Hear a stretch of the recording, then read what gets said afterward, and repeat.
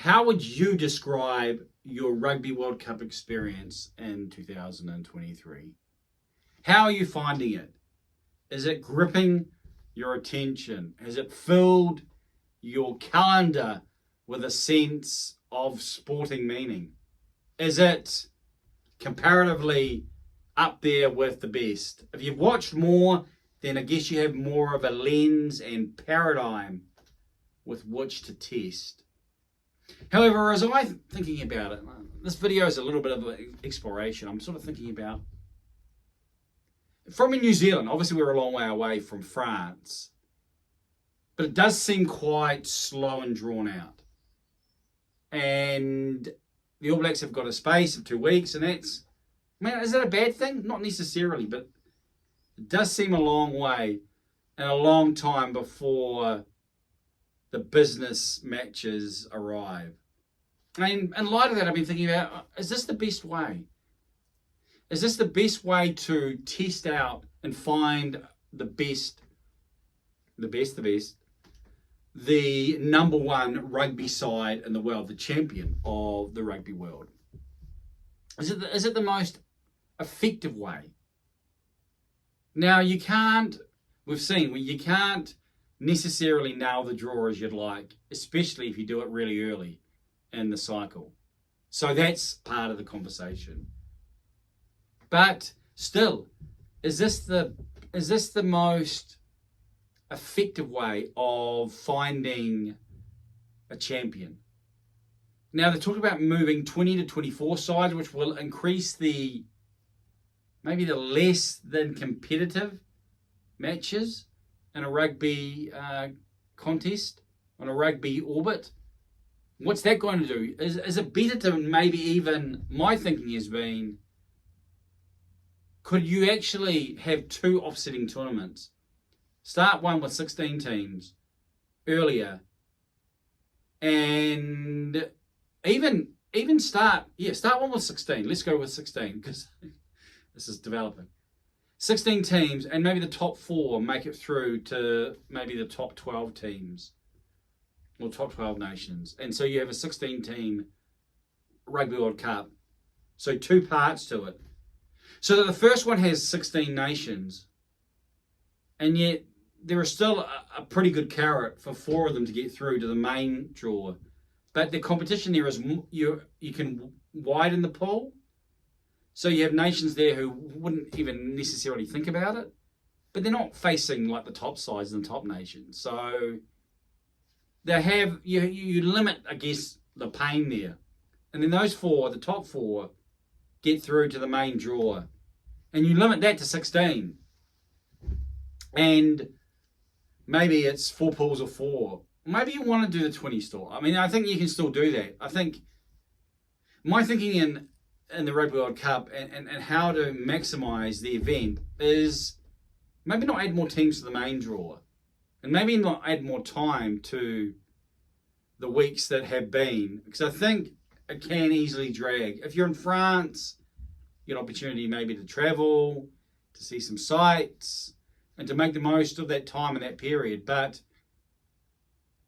I'm waiting. It feels like we're waiting for what really counts, and that's maybe only relative to certain teams and certain nations. But I think that if there was a way to be able to, one, increase the nations, so increase the options or opportunities for the nations of the rugby world, but also limit it in the main sphere, then you can reduce the distance between the teams. So in this early tournament, the 16 teams that are starting here, well, there will be some blowouts, because if team 1 there, say it's Uruguay, and one of the top teams, then maybe they take on, the 16th team there, and there's a distance there, but still they're getting exposure. I think that's what we want. How can we grow the rugby, the rugby pie? How can we grow the rugby community into a Rugby World Cup type basis, but without making the main tournament full of pretty one-sided contests? Because it would be good if they would increase, the competition would increase between the nations, so that a pool didn't have like 2 or 3 strong teams, but 2 or 3 weak teams. That's going to take time, but that's going to require intentionality. So what do you think? Is there a better way that we can do the Rugby World Cup? I don't think what we've got is the best way at the moment. It's not necessarily a bad way, and giving players time isn't a negative either. I'm sure the players appreciate the opportunity, but it does extend it, and it does feel like it's pretty drawn out. Again, rugby is such that rugby people are going to say, give me rugby. So give me the time, but make it more packed with matches. And so that's what I would probably try and do. I would, just thinking, maybe you knock a week off the main tournament and have a 4-week tournament that is leading into for that pre-tournament, and then see. Again, these aren't definites. I'm really literally, the large idea is, or the large philosophy that's undergirding it. One, to try and increase the amount of nations. There's 2 things. Increase the amount of nations exposed to the Rugby World Cup, and decrease the competition, or decrease the separation between the top nations and the nations who make up the rest. Try and decrease that distance. So more nations, but more competition. That's not an easy sort of conundrum to try and solve. And so I think thinking of ways to be able to do that is important. And so that's my thought. What do you think?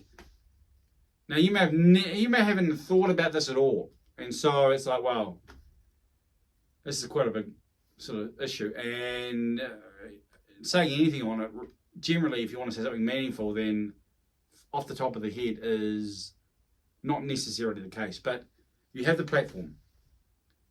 What say you, the Rugby World Cup? Are you finding it a little bit slow if you want to go there? And you're waiting for the big matches? This weekend is better. This weekend is a lot better with who is on offer. So I think that, Samoa, Argentina off the top, Samoa, Argentina, South Africa, Ireland, Scotland, Tonga, and Wales, Australia. So 4 matches that are quite absorbing. And I think Georgia, Portugal are the lesser nations. So they do offer. But I think we saw this morning in the scoreline in terms of France and Namibia. So we want to see less of that. But it's always going to happen, I guess. But how can we both grow the game so we have more teams involved? Because it's great seeing the lesser nations.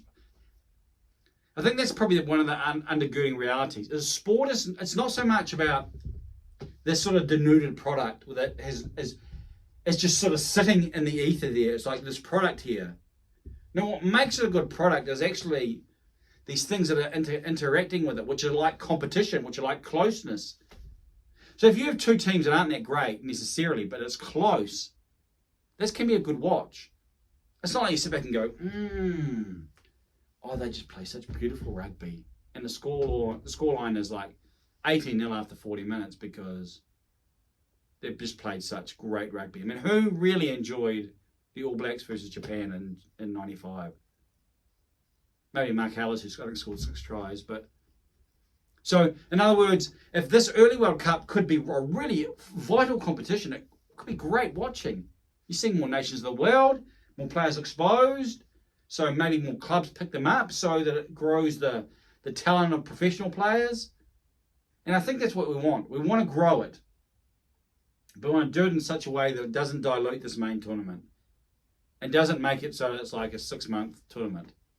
Although rugby heads will be like, 6 months. Let's do it. What say you? Your thoughts on that broad proposal? I know, it was pretty broad. Throwing jello at a wall. Jello? I'm not American. Jelly at a wall. And has anything stuck? If something stuck, then please do share in the comments and like and subscribe if you haven't. You know what to do.